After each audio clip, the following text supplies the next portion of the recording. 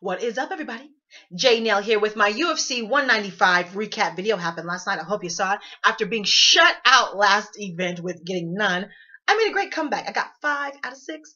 And if you saw my prediction video and you're saying, hey, J Nail, you only made 5 predictions, that's because on Twitter and Instagram, I have exclusive 15-second prediction and recaps. And that's where you would have seen my prediction for Poirier versus Duffy, which I got. So let's get into this event here.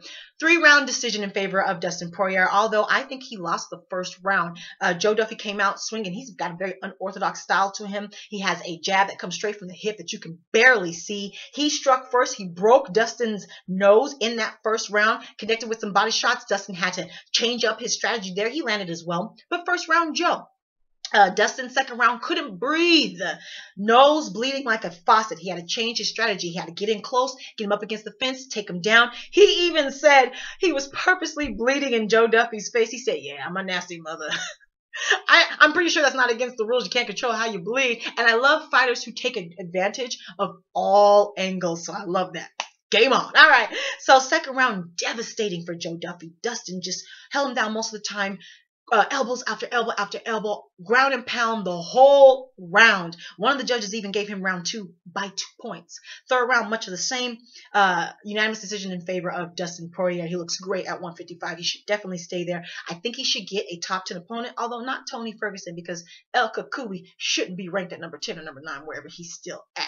So let me know what you think of that fight and who Dustin Poirier should fight next. Next up, on to the main card. I chose Abel Trujillo to beat Tony Simpson. He did. Happened in the first round. Tony was actually doing well. He went for a takedown, left his neck out there. Abel snatched up the guillotine. Tap, tap. Who would you like to see Abel Trujillo fight next? Next up, I think Brian Ortega was the underdog, but I chose him to keep his undefeated status against Diego Brandao, which he did. He's a thinker, that Brian is. I think Brian Ortega might just be one to watch. They had a game plan. They basically gave up the first 2 rounds to Diego. They let him have it. He was the aggressor. He was the offensive. He was the pursuer. Ortega tried to mix it up and take him down, but he knows that Diego is a black belt in Brazilian Jiu-Jitsu, so it's just not going to be that easy that soon. Got into the third round, and his corner said, strike. And boy, did he. Scramble. Went for a head-on choke.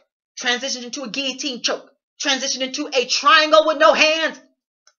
Tapped out Diego Brandao. It was so pretty. It was so pretty, no hands. He didn't have to use the hands to hold the head or the arm. He had the legs in tight, angle on the hips, and tapped. It was beautiful.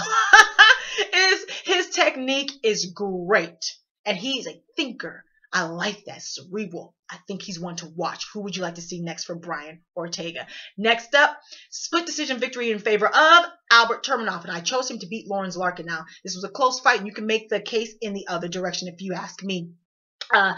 All 3 rounds, Lawrence basically was attacking the leg. He opened up a bruise real early, had Albert not being able to put the weight on there. Albert has such unorthodox boxing and striking. That's why I like the higher weighted Russians, more angles coming up underneath the guard and over the guard. The leg, the motion took away from his power, but he's still strong enough to where he was able to disrupt Lawrence's movement, disrupt his cardio. And this match, I mean, talk about ebbs and flows. It went back and forth. You really can make the case for Lawrence winning this fight. So let me know if you agree with the decision. If not, why? And who would you like to see both men, Larkin and Turmanov, fight next? Next up, the pick I did not get. I chose Andre Alovski to beat Stipe Miocic. He did not. Stipe looked great. I said the winner of this fight should get a title shot no matter what, and I stick by that. Stipe is such a nice guy. I couldn't help but be happy for him. He beat him in the first round. He connected with a short shot, turned Andre's head all the way to the side. Legs went out from underneath him. Followed up with a couple more shots against the fence.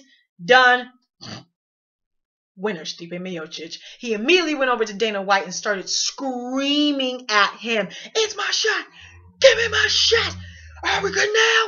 You see now? He went over to Joe Rogan and then ran back to Dana White and was like, we good now. Give me my shot. He screamed the title shot out of Dana White, y'all. It was amazing to see because people have been on Stipe. He's very nice. He's really funny, but he's very mild-mannered with his humor. So people have been like, hey, just open up. Call someone out. Do something. You're being overlooked, basically. And he did. You don't have to be controversial. You don't have to be negative. He just went over there and screamed the title shot out of Dana White. It was amazing. He got on the mic. Joe was like, do you think you got it now? He's like, well, I don't know. Dana White, we on the same page? We on the same page? Dana White was like, yes, yes, sir. Yes, we are. So good for Stipe. Let me know if you agree. Let me know if you think he should fight Alistar first. Let me know if you think if Kane wins against Fabricio Verdum, should there be immediate rematch first? I think no matter what happens in that heavyweight fight, that Stipe should get the next title. If Kane wins, Fabricio can get his rematch after that. That's how I think it should go. Let me know how you think that whole heavyweight situation, including Alistar Overeem, should go. Now, main event, and still UFC welterweight champion ruthless Robbie Lawler. I barely got this pick, y'all. He defended against my other boy Carlos Condit, so I hated to see this in a fight of the night, 5-round split decision, of which, quite frankly, you can make the argument for Carlos Condit. Let's get into it. First round, Carlos Condit. Carlos threw everything at him, including the kitchen sink. We're talking about head, knees, shoulders, ankles, toes. We're talking about spinning everything, spinning fists, spinning kicks.